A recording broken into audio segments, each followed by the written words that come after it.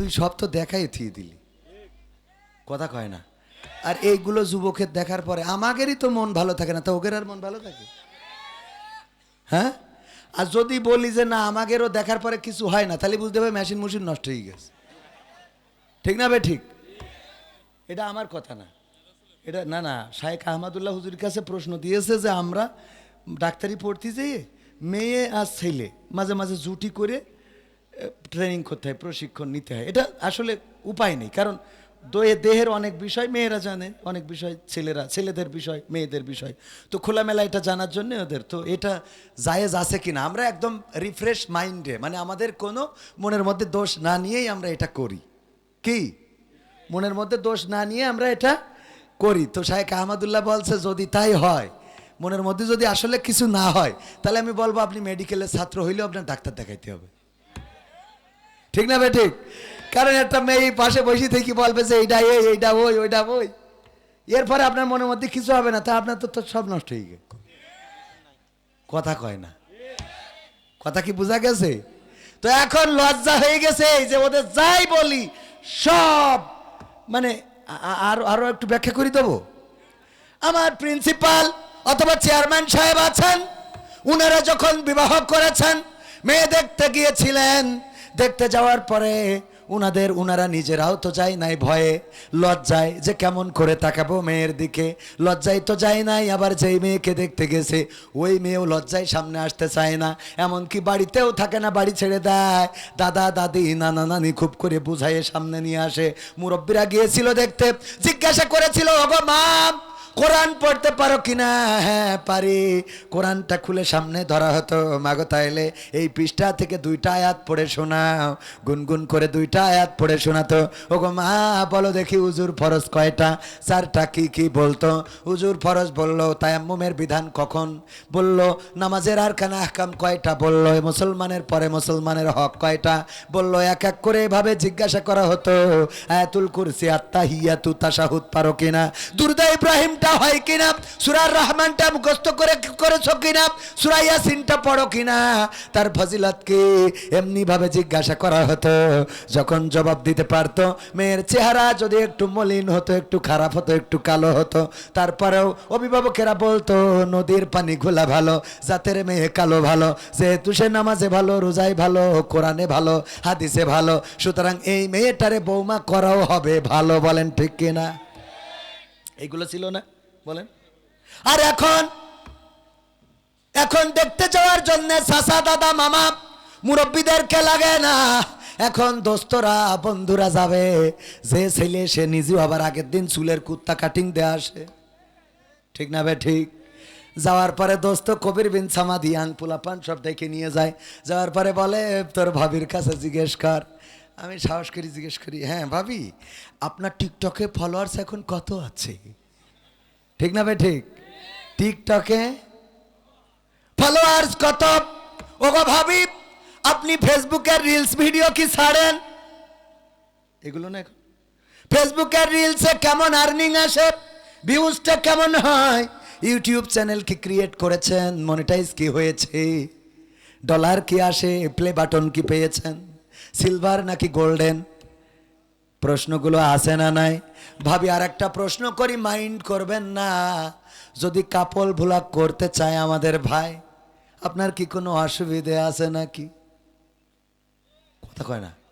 কাপল ভুলাক বোঝেন তো, চেয়ারম্যান বোঝার কথা, কারণ চেয়ারম্যানের তো সে জামানা চেঞ্জ হয়ে গেছে। কাপল ভুলাক মানে ফোন ধরি বলে হাই গাইস, হ্যাঁ আমি চলে এসেছি, আউট করে লাইভে চলে আসলাম, তোমরা মাইন্ড করো না। তোমরা আমাকে কি শুনছো? একটু কমেন্ট করো। হ্যাঁ তোমাদের আমি আজকে সব দেখাবো, হ্যাঁ সব দেখানোর জন্য এসেছি। এই যে আমার পিছনে আমার পাগলটা দাঁড়িয়ে আছে দেখো তো, হ্যাঁ এই তুমি হাই বলো। হ্যাঁ আমার পাগল, হ্যাঁ ওর সাথে গত সপ্তাহে আমরা কাবিনটা করেছি, ভ্যালেন্টাইন্স ডেতে আমরা করেছি, 3 বছর ধরে বেলাইন করেছিলাম।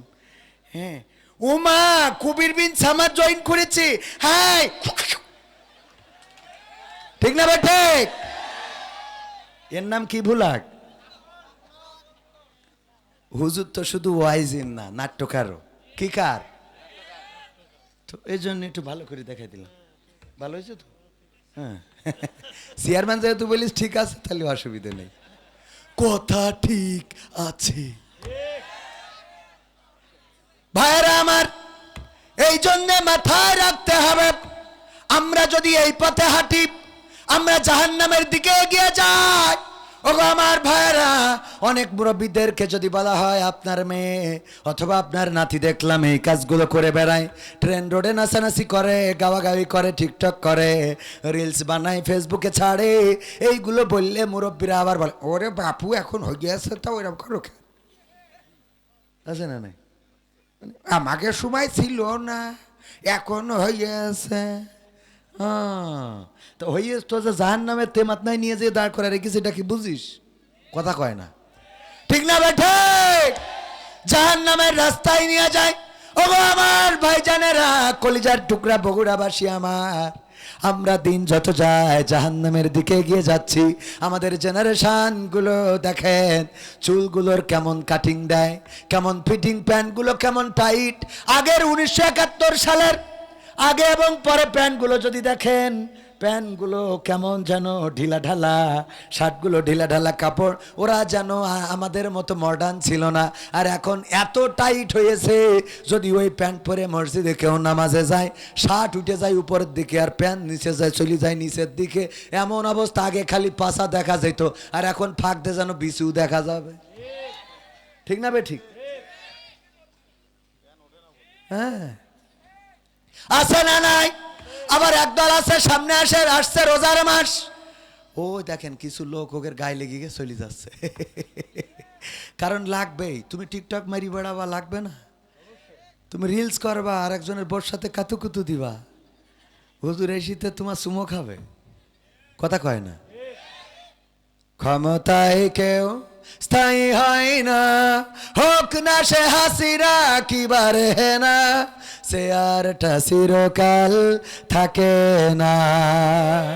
ক্ষমতায় কেউ স্থায়ী হয় না, মুজিবুর বেশি দিন থাকেনি, জিয়াউর কেউ তো রাখেনি, এরশাদ চলে গেছে পৃথিবী ছেড়ে, এরশাদ চলে গেছে পৃথিবী ছেড়ে, কেউ আজ তার কথা কয় না।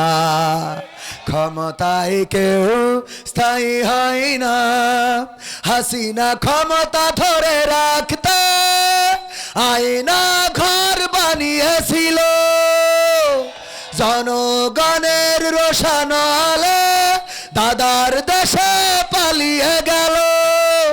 হাসিনা ক্ষমতা ধরে রাখতে আয়না ঘর বানিয়েছিল, জনগণের রোশন আলো দাদার দেশে পালিয়ে গেল। ডিবি হারুনের পাশে আর, ডিবি হারুনের পাশে আর পরিমণিদের দেখা যায় না, ঠিক না বেঠে? ক্ষমতায় কেউ স্থায়ী হয় না, হোক না সে হাসিনা কিবারে না, সে আরটা চিরকাল থাকে না। এই সে আর কি চিরকাল থাকে না? থাকে না। যে দুর্দান্ত ভাবে চিন্তাই করতে যে কুপাকুপি শুরু করে দিল, মানুষকে পিটানি শুরু করে দিল, মারধর শুরু করে দিল। গতকালকেও আমাদের একজন বোনকে হত্যা করা হয়েছে। মেয়ে পড়ে, মেয়েকে আনতে গিয়েছিল, ফেরার পথে ছিনতাইকারীদের কবলে পড়ে আহারে জীবনটা হারাতে হলো। কুপাকুপি করে আমাদের বোনকে জীবন, আমাদের বোনের জীবন বিপন্ন শুধু করেই নাই, দুনিয়া থেকে ওপারে দিয়ে দিল। এই যে যারা করলো, এদেরকে যখন জনগণ ফুঁসে ওঠে আর ধরে যখন মারা শুরু করে, ও দেখবেন মারতে মারতে এমন অবস্থা করে যে ওই যে কালকে টানাইছে পা উল্টো করে, অবস্থা আশঙ্কাজনক। দেখেছেন না? দেখেন নাই? ওদের মারার পরে আবার আমাদের একটু মায়াও হয় মাঝে মাঝে, এমন মার মারল। কিছুক্ষণ আগে যার এত ক্ষমতা ছিল, যার হাতে চাকু ছিল, হঠাৎ করে জনগণ যখন ঘুরে দাঁড়ালো, তখন এই লোকটাই আবার কাঙালের মতো হয়ে গেল, রক্ত ঝরলো, ফিনকি দিয়ে বের হয়ে গেল। যে কুপাকুপি করে বিদায় করছিল অন্য মানুষদের, এখন তার জীবন নিয়েই টানাটানি হয়ে যায়। বলেন ঠিক কিনা? ওগো আমার ভাইয়েরা, তেমনি ভাবে দুনিয়ার প্রথমেই বলেছিলাম এই ক্ষমতা চিরস্থায়ী নয়, যৌবনের গরম চিরদিন থাকবে না, আমাদের রক্তের গরম চিরদিন থাকবে না। বঙ্গবন্ধু দেশ শাসন করার জন্য প্ল্যান পরিকল্পনা করেছিল, দেশ স্বাধীন করার জন্য মানুষকে উস্কে দিল, কিন্তু যুদ্ধ শুরু হয়ে গেল, চলে গেল পাকিস্তানে ধরা খেয়ে। উনি ওই পাকিস্তানে জেলখানায় থাকতে বাংলাদেশ যে যুদ্ধ হয়ে স্বাধীন হয়ে গেছে এইটা টেরও পায় নাই। বলেন ঠিক কিনা? তার প্রমাণ যদি নিতে চান, আমাদের ব্যারিস্টার আরমান মীর কাসেম আলীর সন্তান, তার ছেলেকে যখন ছেড়ে দেওয়া হলো, উনার সাক্ষাৎকার দেখলাম। আহারে, উনার যখন ছেড়ে দিয়েছে, যখন চোখ বেঁধে নিয়ে চলে যাচ্ছে, তখন উনি দোয়া দুরূদ সব পড়া শেষ, বললেন বুঝে ফেললাম আজকে আমার জীবনের শেষ দিনটা, আজকে নিয়ে যাচ্ছে, আর আমাকে বাঁচানো হবে না। কিন্তু না, আমাকে চোখ বেঁধে নিয়ে গেল, তারপরে কোনো এক জায়গায় আমারে নামানো হলো। মনে করলাম এখানেই এখন আমি কিছুক্ষণ পরে একটা আওয়াজ শুনবো, তারপরে এই জমিন ছেড়ে চলে যেতে হবে, দুনিয়া ছেড়ে দিতে হবে। আমি প্রস্তুত হয়ে থাকলাম, আমাকে ফেলে দেওয়া হলো। তারপরে আমার চোখটা মোটামুটি ঢিলে ঢালা করে একটু ঢিল করে রেখে গিয়েছিল। অনেকক্ষণ হয়ে গেল আমার গুলি করলো না, অনেকক্ষণ আমি দাঁড়িয়ে থাকলাম, কোনো গুলির শব্দ পাইলাম না। বুঝতে পারলাম তারা চলে গেছে। আমি কোনো মতে আমার চোখটা আস্তে আস্তে করে খোলার চেষ্টা করলাম, খুললাম, তারপরে দেখলাম কেউ পাশে নাই। বুঝতে পারলাম আমার ছেড়ে দিয়ে রেখে গেছে, কিন্তু তখনও বুঝি নাই যে ফ্যাসিস্ট সরকার শেখ হাসিনা পালাইছে। তখনও উনি বোঝে নাই, ব্যারিস্টার আরমান। দেখেন, ফ্যাসিস্ট সরকার পালানোর পরেও জেলখানায় যারা ছিল তারা বোঝে নাই যে এই দেশ নতুন করে স্বাধীন হয়েছে। তাহলে বঙ্গবন্ধু এই দেশের জেলখানায় ছিল না, ছিল কোন দেশের জেলখানায়? তো পাকিস্তানের জেলখানায় থেকে তার কি বুঝার কথা এই দেশ জিয়াউর রহমান স্বাধীনতার ঘোষণা দিয়েছে, দেওয়ার পরে লোকজন লড়াই করিয়ে 9টা মাস সংগ্রাম করি স্বাধীনতা লাল সবুজের পতাকা এনেছে, এটা কি জানার কথা? দেশের মধ্যে থেকে ব্যারিস্টার আরমানরা যদি জানতে না পারে, তাহলে বঙ্গবন্ধু পাকিস্তানি থেকে জানে কি করে? হিরো বানাইছে আল্লাহ, কয় হিরো দুনিয়ায় তোরা বানাবি, আল্লাহ জিরো করে দিতে পারে না, পারে না। এটা তো খালি জাতির পিতা বানাইছে, আর অন্যরা তো জাতির আল্লাহ বানাই দিয়েছিল। ফিরাউন জাতির কি? ফিরাউন জাতির আল্লাহ বানাইছিল না? নমরুদ জাতির আল্লাহ হয়ে গেছিল না? তো তাদেরই এই দেশে জায়গা হয় নাই। সুতরাং জাতির আব্বা বানায়ও শেষ রক্ষা হবে না। আল্লাহর কাছে নিবেদিত প্রাণ ছাড়া মুক্তি পাওয়া সম্ভব নয়। ওগো যুবক, ওগো তরুণ, ওগো জামাত, ওগো বিএনপি, ওগো আওয়ামী লীগ, ওগো জাসদ, ওগো বাসদ, ওগো হেফাজত, সবাইকে বলি আল্লাহর জন্য নত হও, তাছাড়া দুনিয়া এবং আখিরাতের কল্যাণ সম্ভব, দুনিয়া এবং আখিরাতের কল্যাণ পাওয়া যাবে না। আমার আল্লাহ শিখিয়ে দিলেন সূরা আল-নাম 162 নম্বর আয়াত, কুল ইন্না সালাতি ওয়া নুসুকি ওয়া মাহইয়ায়া ওয়া মামাতি লিল্লাহি রাব্বিল আলামিন। আমার আল্লাহ বললেন, ওগো আমার বান্দারা, ওগো আমার যুবকেরা, ওগো আমার মানুষেরা, ওগো আমার দুনিয়ার যত মুসলমান ও মুসলমান যারা আছো, তারা বলে দাও ইন্না সলাতি, নিশ্চয় আমাদের নামাজ, অনুসুকি আমাদের কুরবানি, ও মাহিয়ায়া আমাদের হায়াত, ও মামাতি এবং আমাদের মওত, সব কিছু কার জন্যে? লিল্লাহি রাব্বিল আলামিন। সবকিছু বিশ্বের প্রতিপালক আল্লাহর জন্য। যারা আল্লাহর কাছে মাথা নত করে দেয়, তাদের কোনো দুশ্চিন্তা থাকে না, তাদের কোনো ভয় থাকে না, তারা মরতে দ্বিধাবোধ করে না, তারা বাতিলের বুলেটের সামনে বুক পেতে দিতে কখনো কার্পণ্যবোধ করে না, তারা রক্ত দিয়ে জমিন ভাসিয়ে ফেলে, তাও বাতিলের কাছে মাথা নত করে না, ফাঁসির কাস্টে ছুটে যায়, কিন্তু জল্লাদের কাছে কোনো রকম কোনো দুর্বলতা প্রকাশ করেছে নাকি ইতিপূর্বে? না, করে নাই, বরং জিজ্ঞাসা করেছে ফাঁসির কাস্টে ঝুলব, আমি কি লুঙ্গি পরে যাব নাকি পায়জামা পরে যাব? আমার মৃত্যুর পরে কে যাবে সাথিয়ায় দাফন করার জন্যে? তোমাদের মা অসুস্থ, তাকে এত দূর জার্নি করায়ও না, তোমাদের মাকে নিও না, অসুস্থ হয়ে পড়বে। এমন স্বাভাবিকভাবে কথা বলতে পারে যে আল্লাহর প্রতি একনিষ্ঠভাবে নিজেকে নিবেদিত করতে পারে, তার মুখ থেকে ছাড়া এমন কথা বের হইতে পারে? তার প্রমাণ একবার এক হিন্দু আর একজন মুসলমান দুইজনে তর্ক বিতর্ক শুরু করেছে। হিন্দু বলে ভগবান বড়, আর মুসলমান বলে আল্লাহ বড়। হিন্দু বলে কি? ভগবান বড়, মুসলমান বলছে আল্লাহ বড়। হিন্দু বলে না ভগবান বড়, মুসলমান বলছে না আল্লাহ বড়। কয়েক দূর দুইজনে তর্ক বিতর্ক। মুসলমানদের একটু বুদ্ধি বেশি, হিন্দুদের ওই হিন্দুকে বলল যদি তোমার আল্লাহ বড় হয় তাইলে চলো ওই পাহাড়টার উপরে উঠবো, ওই টিলাটার উপরে উঠবো, ওখান থেকে তুমি তোমার ভগবানের নামে ঝাঁপ দিবা আর আমি আমার আল্লাহর নামে ঝাঁপ দেব। যে বেঁচে থাকবে বোঝা যাবে তার আল্লাহ বা ভগবান বড়। হিন্দু কয় মাইনে নিলাম। মুসলমানের চিন্তা হলো যদি ঝাঁপ দিয়াতে পারি, ওর যদি কোনোভাবে আগে ফেলাতে পারি পাহাড়ের উপর থেকে, তাহলে পড়বে মরবে, আমার আর লাভ দিয়া লাগবে না। বুদ্ধি আছে না নাই? বুদ্ধি করে নিয়ে গেল, লাফ দেওয়ানোর জন্য পাহাড়ের উপরে উঠায়। এবার বললো নাও লাফ দাও। হিন্দু বলে তুমি দাও, কয় তুমি দাও, কয় তুমি দাও, তুমি দাও। তর্ক করতে এক পর্যায়ে মুসলমান বলল তোমার ভগবান যদি এত বড় হবে তাইলে সেই ভগবানের পরে বিশ্বাস রেখে কেন লাভ দিতে পারো না? হিন্দু বলছে ঠিক আছে মাইনে নিলাম। ভগবান তুমি রক্ষা করো বলে দিয়েছে লাভ। ভগবান তুমি রক্ষা করো বলেই লাভ দিয়েছে। লাভ দেওয়ার পরে কিছুই হয় নাই, একেবারে ভালো। কয়বার তুমি লাভ দাও। মুসলমানের মনের মধ্যে তো এবার আসলে কি তাহলে ভগবান বড়, ও বেশি গেল। মানে ওর মনের মধ্যে কি ইমান তো কঠিন ভাবে নাই। আমাদের ইমান এরম আছে নাকি? কথা কয় না। ও আমার ভাইরা, ওই মুসলমান চিন্তা করলাম আর উস্তাদের কাছে শোনা ঘটনা, কেউ আবার দলিল খুঁজেন না, দিতে পারবো না। উস্তাদ বললেন ওই মুসলমান সে চিন্তা করলো হয়তো ভগবানই বড় হবে। তো এখন যেহেতু আমি মুসলমান, ভগবানের নাম জোরে বলা যাবে না, আস্তে করে বলতে হবে। জোরে বলল আল্লাহ তুমি রক্ষা করো, জোরে বলল আল্লাহ তুমি রক্ষা করো। আর আস্তে করে বলে যদি আল্লাহ না পারো তাহলে ভগবান রক্ষা করো। আল্লাহ তুমি যদি না পারো তাহলে ভগবান রক্ষা করো বলে দিয়েছে লাভ। আমাদের দেশেও এমন আল্লাহওয়ালা আছে না নাই? 80 রাকাত 90 রাকাত তাহাজ্জুদ না পড়ে ঘুমাতে যায় না আমার স্বামী ওসমান হাফিজাহুল্লাহ, এত বড় আল্লাহওয়ালা। 80 রাকাত 90 রাকাত যে তাহাজ্জুদ পড়ে সেই লোকটার আবার পালানো লাগে কেন? ঠিক না বে ঠিক? আল্লাহর প্রতি যদি নিবেদিত হইতো তাইলে কি পালানো লাগতো? এবার দেখেন আমার শেখ হাসিনা সকালবেলা উঠে যায় নামাজ খুঁজে নেয়, তারপরে ফজরের নামাজ, তারপরে কোরআন তেলাওয়াত করে, তারপরে দিনের শুরু করে এমন একজন পরহেজগার।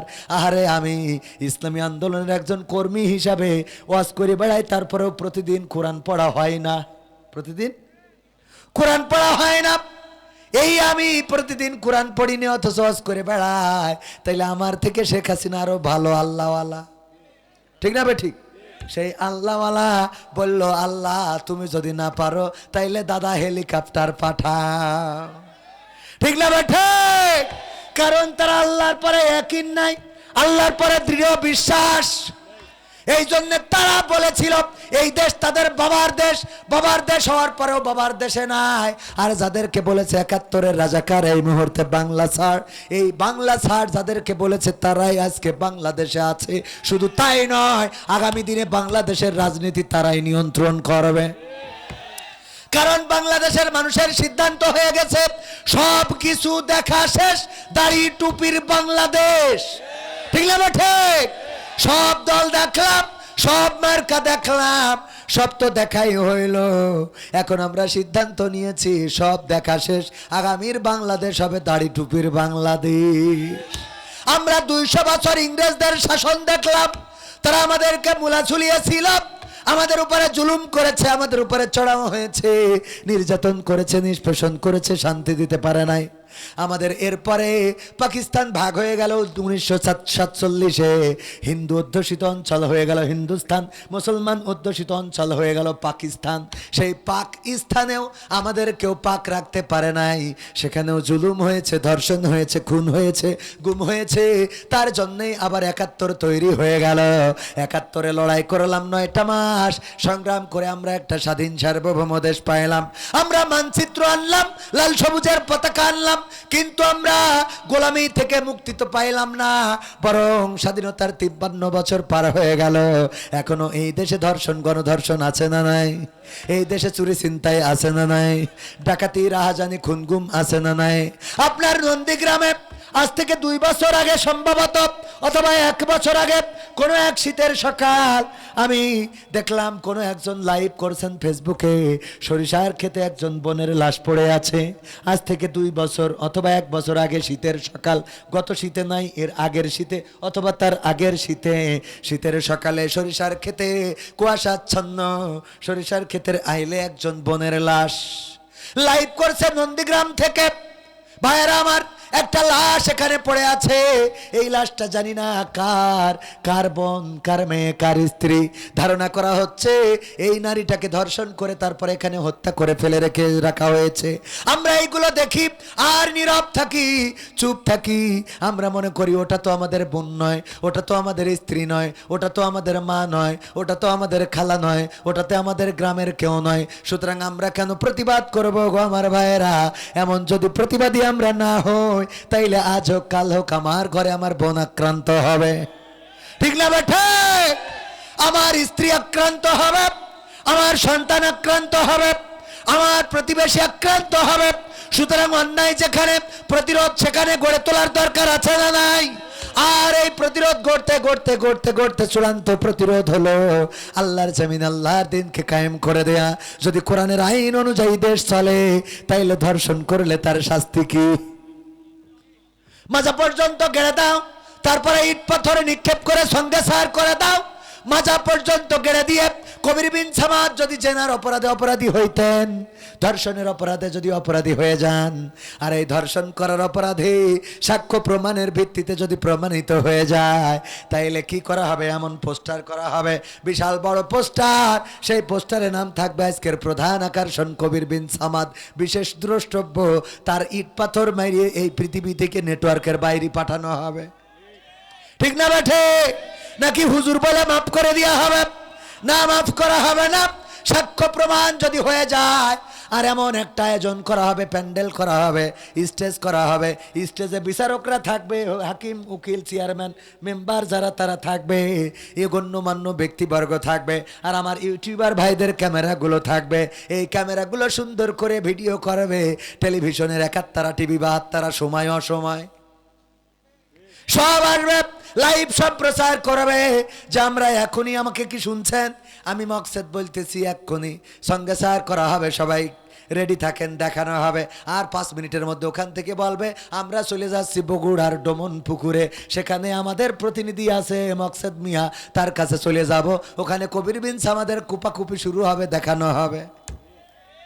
এইটা যদি একবার বাংলাদেশে একটা শাস্তি, বেশি দরকার নাই, কয়টা? একটা শাস্তি পোস্টার করে প্রচার করে আমার মিডিয়ার ক্যামেরাগুলো নিয়ে যদি একটা শাস্তি দেখানো হয়, টেলিভিশন গুলো দেখিয়ে দেয়, বলেন দেখি লাইলাতুল ফেব্রুয়ারিতে আমার যুবকদের যদি উল্টো মেয়ের আর 3 পিস কিনে দেয়, তাও যাবে নাকি? উল্টো যদি দেয় যে তোমার তেল খরচ আমি দেব, তোমার আর আমার ওই যে বাম্বু ক্যাপেতে নিয়ে বাস খাওয়া লাগবে না, টাকাটা আমরা পে করবো, বলবে মাপ চাই মা।